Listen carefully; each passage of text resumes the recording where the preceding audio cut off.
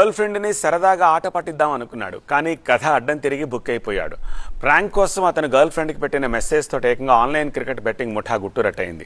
ఏపీకి చెందిన దేవినేని సుమంత్ బెంగళూరులో ఉంటున్నాడు. టెలిగ్రామ్లో క్రికెట్ బెట్టింగ్ ప్రిడిక్షన్ చేసే ఓ గ్రూప్ క్రియేట్ చేశాడు. బెట్టింగ్కి సంబంధించిన వ్యవహారాలన్నీ అందులో నుంచే నడిపిస్తున్నాడు. ఆ గ్రూపులో వేల సంఖ్యలో సభ్యులను చేర్చుకున్నాడు. ఇటీవల ఆ ఛానల్ని ఉత్తరాదికి చెందిన ఓ వ్యక్తి దగ్గర అమ్మకానికి పెట్టాడు. 4,60,00,000కు ఒప్పందం చేసుకున్నాడు. ఈ డీల్ కోసమే వారం క్రితం హైదరాబాద్కు వచ్చాడు సుమంత్. ఇక్కడి వరకు అతని ప్లాన్ అంతా అనుకున్నట్టే జరిగింది. అవతలి పార్టీ నుంచి 30 లక్షల అడ్వాన్స్ కూడా తీసుకున్నాడు. ఖుషీగా ఫ్రెండ్ మనోజ్ ఫ్లాట్కి వెళ్ళాడు. మరో స్నేహితుడు గౌతమ్తో కలిసి పార్టీ చేసుకున్నాడు.